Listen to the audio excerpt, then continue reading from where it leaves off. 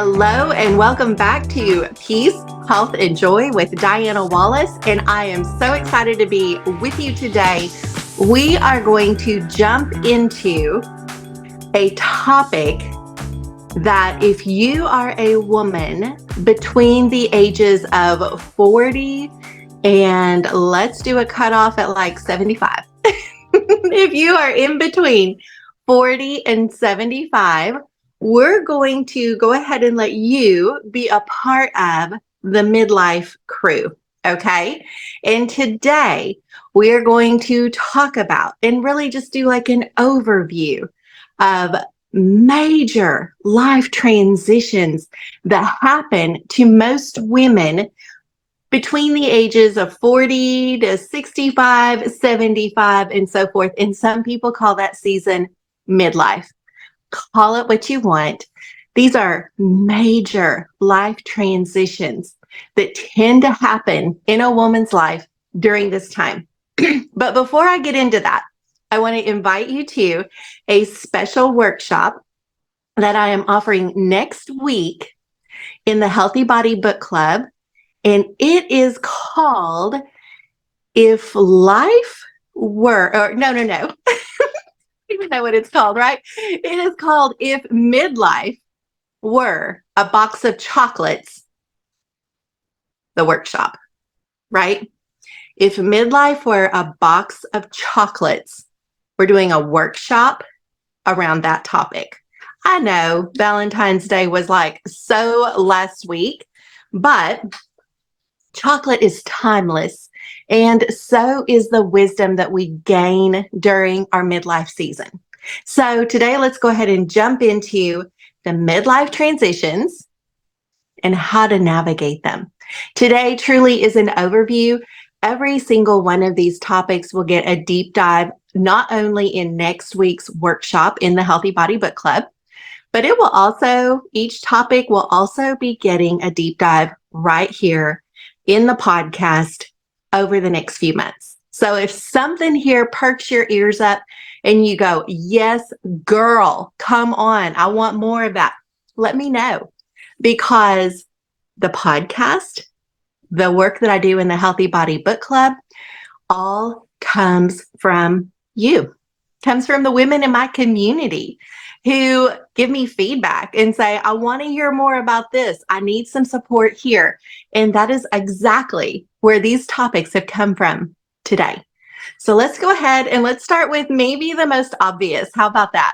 We'll start with number one. We'll start with menopause. Oh my goodness, menopause.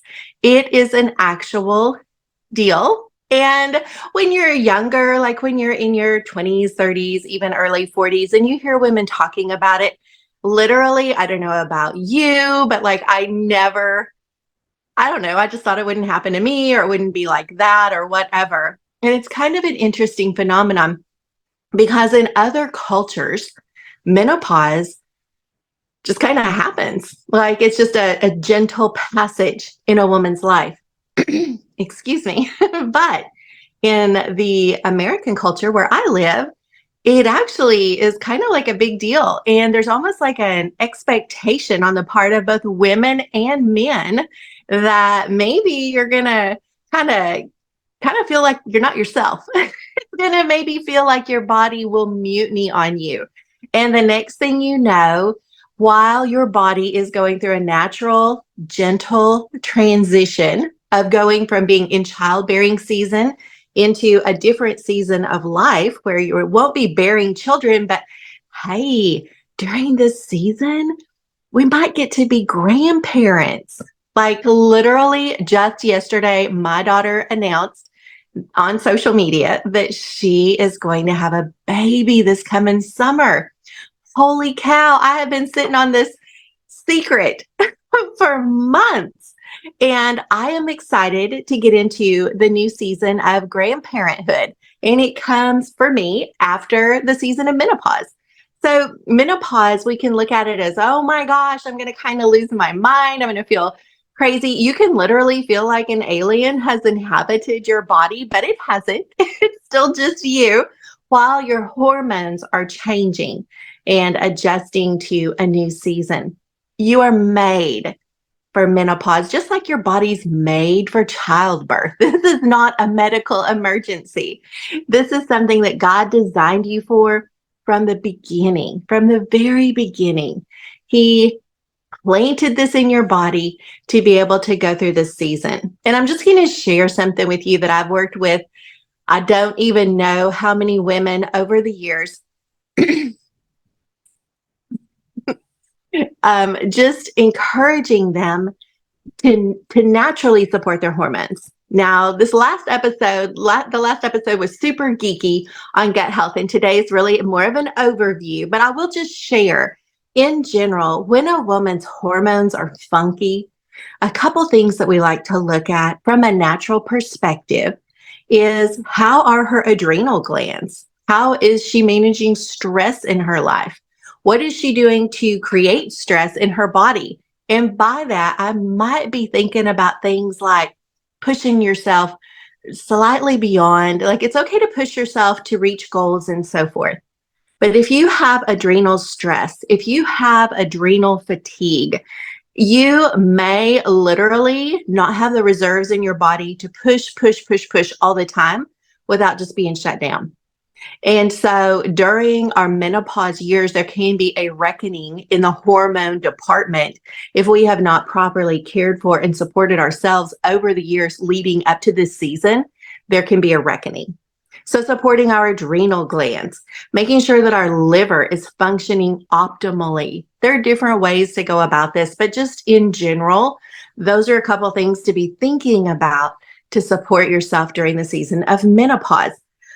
Oh my goodness. One of the things no one talks about with the menopause is aches and pains, like in your joints. Like you have no history of joint pain. And then one day you're going up the stairs and you think, what in the world has happened to my knees? That can be a result of elevated cortisol while your body is adjusting to the hormone changes that are going on. And so when you start experiencing joint pain, just know that doesn't necessarily mean that joint is like gone forever. It can be a part of the natural progression of what is going on in your body as you transition from childbearing to not childbearing, which really can be so powerful and sweet. All right, I'm going to go ahead and move on because this kind of dovetails, menopause kind of dovetails into this next topic. And it has to do with your marriage. With your marriage, one of the things that I hear women say so often is that they almost like wake up one day and they look at their husband that they've been married to 25, 30, 35 years. And it's just like, who is that? And he may be looking at you the same way. It's easy as we get into that hurry, flurry, scurry of life to take care of absolutely everyone else and maybe not take care of ourselves. And if we're not intentional, we may not be taking care of our marriages. Okay, so let me just speak to this real quick. I was in a wonderful marriage. Like I had a wonderful marriage for almost 29 years before my husband passed away. We had an exceptional marriage, okay? Like it really was exceptional. Then about 2.5 years later, I married again. That marriage was different. It had its sweet moments. I'm not ever going to discredit that, okay? It had its sweet moments, but there were just some things in there that were not going to be sustainable, and it was devastating. If you have been through a divorce, you know what I'm talking about. I don't hate that person I was married to. I will always love him dearly, like dearly. And we were not able, for different reasons, for that marriage to be successful. So yeah, within the last year, I've navigated a divorce. And I want to say, just because I've been through that doesn't mean like I'm a big advocate for divorce. However, I have a different perspective about divorce than I did before. And if there's one thing I know and I believe and I just am so committed to now more than ever before, is that, excuse me, a marriage takes work and it takes two people both working for it. And so it is not uncommon to wake up one day and go, wait a second, who is that man sleeping next to me? And at some point along the way, you might have even become roommates. Now, roommates are what happens when you lose the physical intimacy in your marriage because either life gets busy, there can be health conditions that contribute to that dwindling. It can be literally just from not making that part of your marriage a priority. As a woman goes through menopause, there are changes in her body that may change or affect her ability to experience pleasure during intimacy. And so there are lots of different things that can go along with this. But at the end of the day, your marriage is sacred. Oh my goodness. Your husband is a treasure in your life. And so it is easy to just go along and go through life together and look over one day and go, who in the world is that man? I don't even know him anymore. He may not feel like he even knows you anymore. And so there are some things that you can do to reignite that spark. But here's what happens. Oh my gosh, it feels uncomfortable. Why does it feel uncomfortable? Because we haven't done things that way before. And so, truly, during the season of midlife, it is an opportunity. And I mean this, and I believe this, and I have experienced this. It is an opportunity to experience your husband and your marriage in a different way. If you're willing to be a little bit uncomfortable, if you're willing to go ahead and put him back on your planner every week, when's your weekly date with your husband? Man, that is one of the greatest gifts you can give your marriage is to just spend some time every single week, make him a priority in your life. Speak words of blessing into him. Last night I was on the weekly call with my incubator clients. I have something called the Peace, Health, and Joy Incubator, which is a 12-month like holistic, intensive program for women, Christian women in leadership who really want to dial in, deal with the stuff from their past. They can have healing today to show up for their future differently. And so we were on our incubator call last night, and it came up about the power of our words to bless our husbands and how the husbands of the women in that group, they love that their wives are in that program. They're like, yes, honey, keep with that program because it has made a difference in their marriages. One of the women was sharing last night that her marriage has literally been saved as a result of this program. That is really powerful. That is really powerful. Honestly and candidly, to me, that is a powerful testament to God's goodness.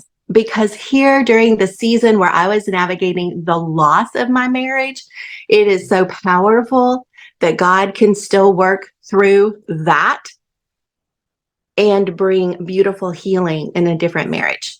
And I just think, wow, that is awesome. That is so beautiful. So just recognize there could be changes in your marriage. And you know what I'm talking about, girl.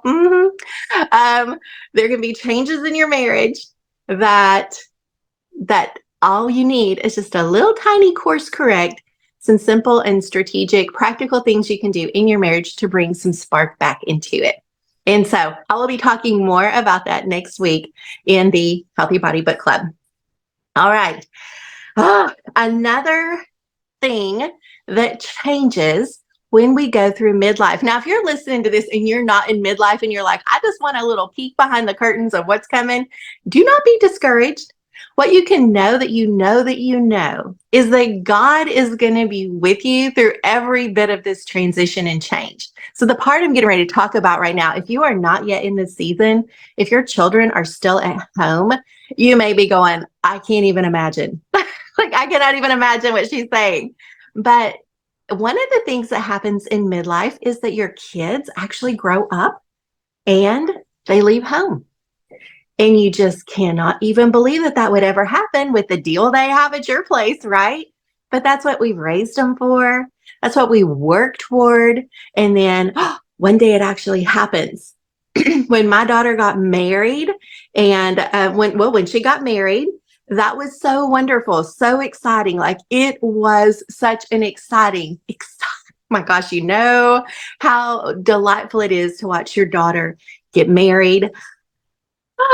But 4 days later, what did not feel quite so delightful, I was still extremely happy for her and her husband as they were beginning their new life together.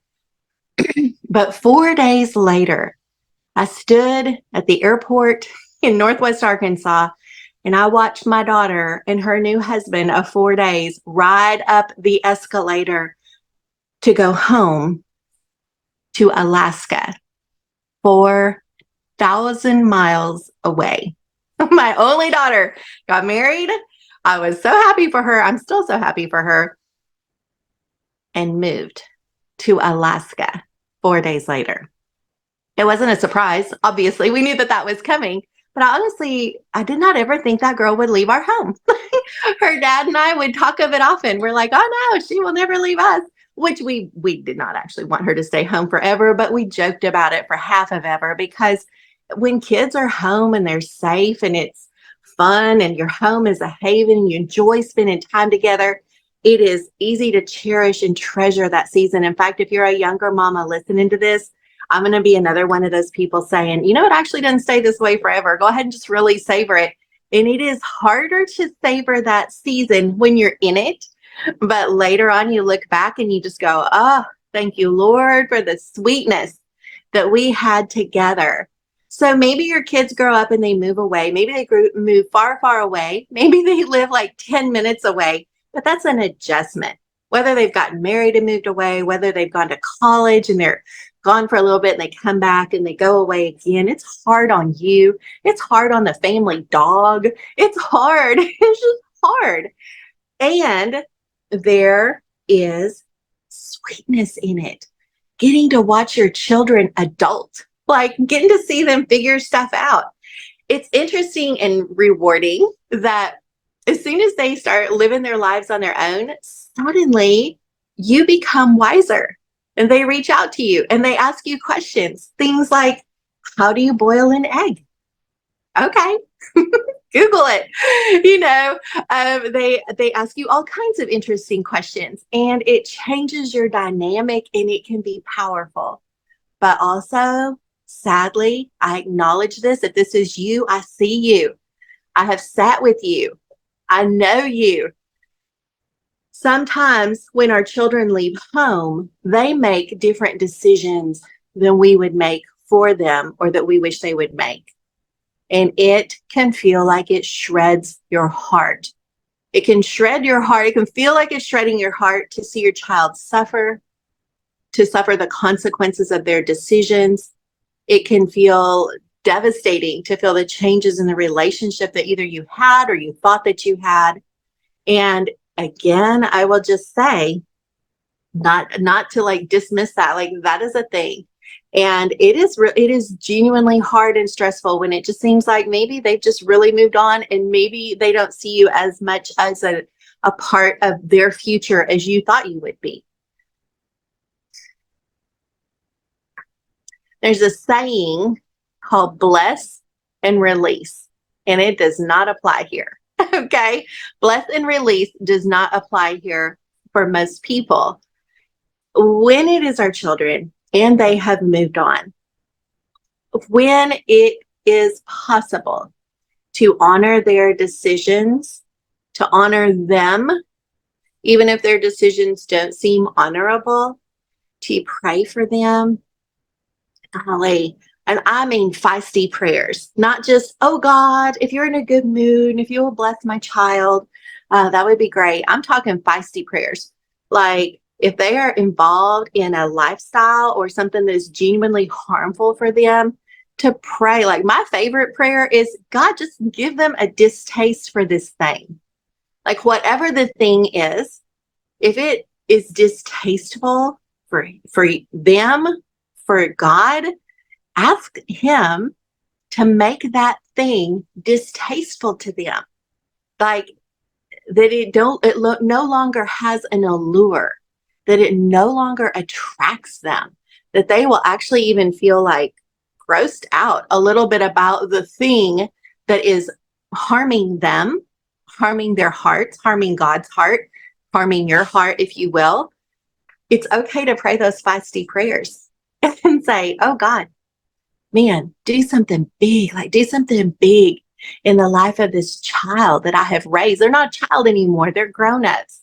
And as grown-ups, it is hard to watch your own child experience the consequences of their own behavior. And also it is 1,000% like healthy to let them do that. It's okay for our children to fail. It's okay for us to fail. I think it was, let me think.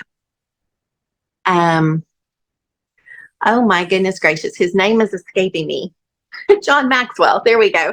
I think it was John Maxwell who said that every day when his children would come home from school, when they were sitting around the dinner table at night, he would ask them, instead of, what great thing did you do today? Did you get all A's on all your tests and your papers? And do all your friends love you? Instead of all those kinds of questions, he would say, hey, how did you fail today?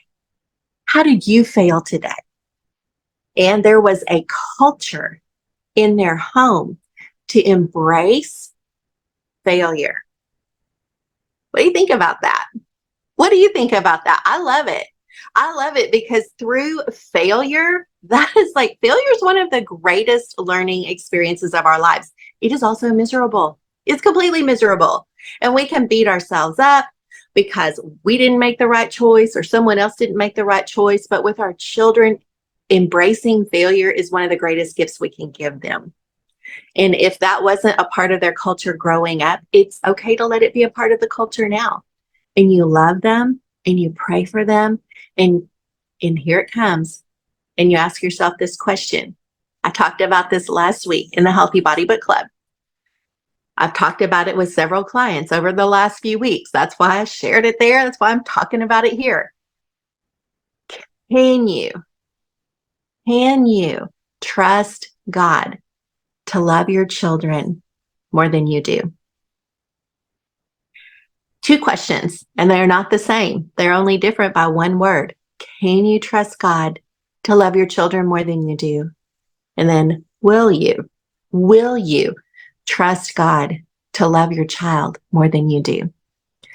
And it is hard to see your child hurt, to see your child suffering, to struggle. Maybe they're in and out of jail. Maybe they're in a relationship that is destructive to their soul. Maybe they are involved in some kind of addiction that is just destroying their physical body. And it is hard to watch, but this does not change your love for them. This does not change God's love for them. God is with you. I just pray that this will fall on the ears that need to hear it. God is with you. He is with you. He is somehow, some way, he is making a way for you to take the next step. And to take the next step. And he will not leave you, and he will not leave your child. He will not. I have seen it. I have seen it enough to have the faith to see and know it is possible. He's in a good mood. He wants to do it. Continue to pray and to trust. And will you trust him to love your child even more than you do? He's the one who can do the stuff for him, stuff that we could never do as parents, even from our best places of interest and care and concern. There are just a lot of things we cannot ever do for our children that God alone can do. I believe he wants to do. And I just pray that that encourages you. All right. So while I'm in the Debbie Downer moment, another common situation that happens during our midlife season is our parents may become ill. All right. This is hard. Okay. I was not even into midlife when my dad became ill at the age of 50 and actually passed away at the age of 52. I was 32 when he died. And so it was like, oh my goodness gracious, that was sad. That was devastating. And then my mom passed away, golly, well, in August of 23. So it has only been like 6 months tomorrow, actually. And so going through An illness with a parent is different than going through an illness yourself, with your child, with your mate. Watching this person who gave you life, this person, like when my dad was sick, it was like watching Superman be sick. My dad could do anything, anything. And he was such a spunk and so full of life and love and joy. And it was as if his body betrayed him over the course of 2 years until he left his body and encountered, like, he was just in the presence of the Lord. And it was a moment. And we all knew that's what's happening right here. But navigating an illness with your parent can be something you experience in midlife. And what's crazy is you're trying to support them, but you still have your kids, you still got yourself, you're trying to keep everybody's heads above water. And I may sound almost like a broken record, but I do want to continue to share this. Even in those times, sitting in those doctor's appointments, hearing reports you do not want to hear, you do not want to give it agreement in your life, even if it may be the fact, it may or may not be the truth. There's a difference. There is a difference. And so it is refining. This was another thing that came up in our incubator group last night. It is refining to suffer. Okay, let me be clear. I hate to suffer. I bet you hate to suffer. Like, I have yet to meet the person who, well, actually, no, I have met a couple people who are like, oh, yes, I am suffering for the Lord. And it's like, all right, well, okay, there you go. If it's a calling, then there it is. But for the rest of us average bears, suffering is miserable. We do not like it. We do not want it. We will do whatever we can do to get away from it. And yet, suffering refines us. It's miserable, but God will use it in the person who's suffering and in the persons who love them. There is purpose. There is healing. There is redemption in suffering. And nobody wants to do it. And yet we all get to do it by virtue of being alive, by virtue of loving. And so as you suffer, what is it? Suffer well, right? You will suffer. We all will. And we can choose to suffer well. Maybe we don't suffer so beautifully well in the moment, right? But as time passes and the situation gets behind us, it's an opportunity, even an invitation to go back there and to say, wait a second, what did God accomplish during that difficult season? Walking through an illness with a parent is a different kind of challenge. You watch this person who gave you life diminish physically, but often you may even notice their soul almost gets stirred up and bigger. It is beautiful and hard all at the same time. So suffer well. If you don't suffer well in the moment, pray that you can go back and glean the treasures from that suffering. I find journaling to be really, really helpful for those kinds of things. Just to be able to go back and revisit what needs to be revisited.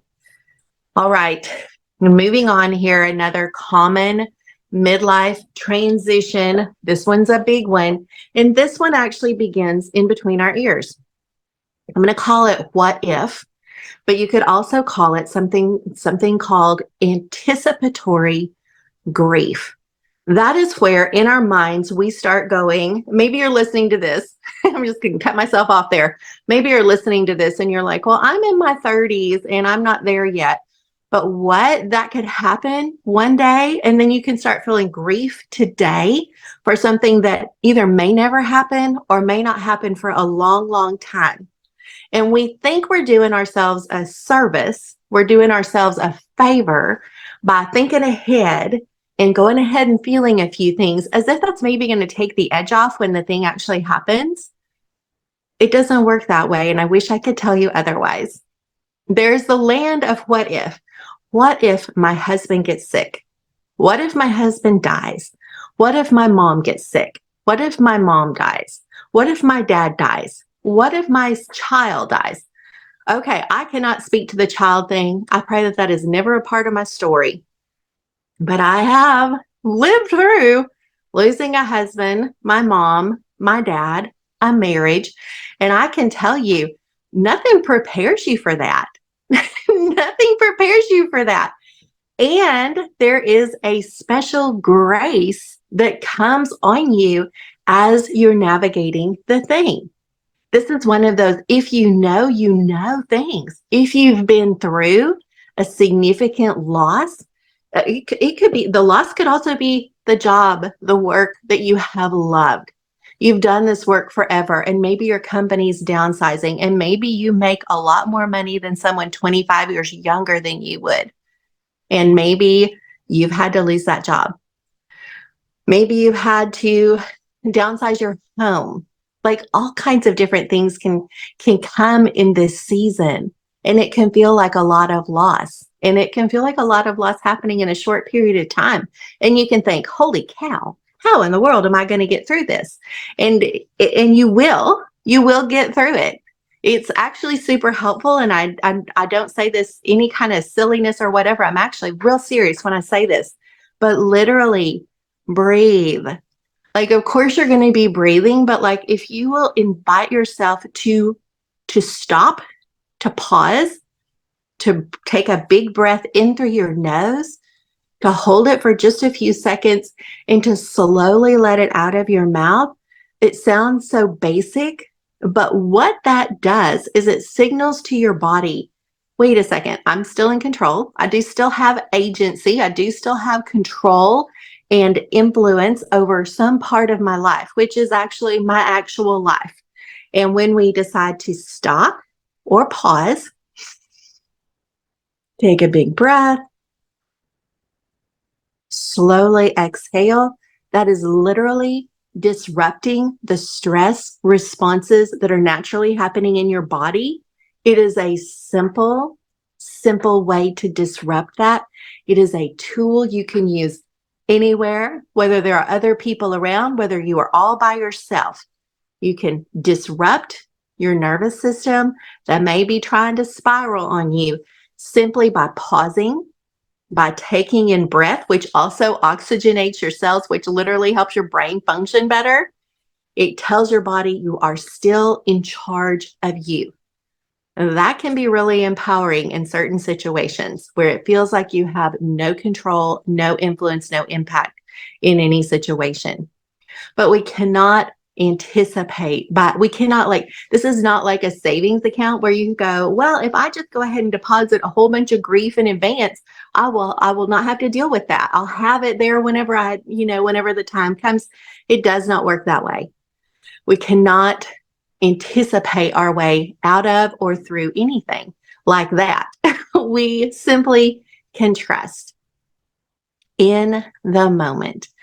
If it happens to you, the unthinkable, man, just don't waste. This is something I say so often. Try real hard to not waste a millimoment of this moment with your loved one, trying to wonder, what's it going to feel like if they're gone? Walking through losing my husband, there is no way to prepare for that. There's no way to prepare for that. Even if you kind of go ahead and try to let yourself, think through some possibilities in the moment, nothing is as you ever could have imagined that it would possibly be. And that's okay. That's okay. I literally just don't waste time on it. Like, just trust. And when we're able to trust, just as much as will we trust God that He loves our loved ones, our children, our husbands, our friends, that He loves them more than we do. He loves you more than you can imagine, and He will carry you through. He will. Can you trust Him to do that? Will you trust Him to do that? Will you just enjoy the people who are in your life today for today? Just let yourself enjoy today, because as it turns out, this is all we have. Like, this is all that is 100% for sure right now. Nothing that we can anticipate. None of that stuff may even happen ever at all, or it may happen completely differently than we imagine. The stuff behind us, we also cannot change. And so this was another thing. I'm going to mention this again. Last night was a particularly dear session in the Peace, Health, and Joy incubator. But one of the women said, a couple of things. She didn't realize how big a deal it was that her words could build up her husband. She didn't realize how big a deal it was that the enemy could actually use her spoken words against her. And she didn't realize that if she was unwilling to go back into her past and contend for her own healing, she did not realize how important that is for herself, for her marriage, for her life. And I have found that to be true myself. That is why I run the incubator program. I did not ever want to go back into parts of my past. And I'm going to guess you have parts of your past like that too. It's like, can't I just leave that behind me? And you can, but if there's pain there, then there's still some room for healing. And so if that's something that's been on your mind, like, gosh, I got this stuff in my past and it's really terrorizing me. Like it's messing with me. I know I got to do something with it. I don't know what to do with it. Then I'm inviting you again to join me in the Healthy Body Book Club next week for this workshop where we're going to deep dive into everything I've talked about so far, plus trauma. Didn't even talk about the trauma word today, but it came up in every little topic, didn't it? It just kind of has a way of weaving through all the surprises, the challenges of life can be downright traumatic. And if we're willing to go back there just long enough to let the Holy Spirit minister healing, He will. He will. And if that has been on your mind, I invite you to what did I call it? if Midlife's a box of chocolates, the workshop next week. And we're just going to deep dive into each one of these topics and share some very practical encouragement and share about the incubator program where we do deep dive in a very safe container, in a very safe, supportive community of other women who are like, you know what? I got to go back there. I got to take care of it. I've got to let the Holy Spirit, I want to let the Holy Spirit minister to my heart, encourage me, redeem the things in the past so that I can show up in the future in a totally different way than what I have before. And I believe He wants to do that. So I'm going to go ahead and wrap up for today. I feel like I've mentioned that workshop a few times. If for whatever reason you're watching this way in the future, just check back in. I offer these workshops from time to time, so you have not completely missed out forever. But this is for now. And so I hope that this will encourage you. I will look forward to being with you again next week right here on Peace, Health, and Joy with Diana Wallace. Have a wonderful week.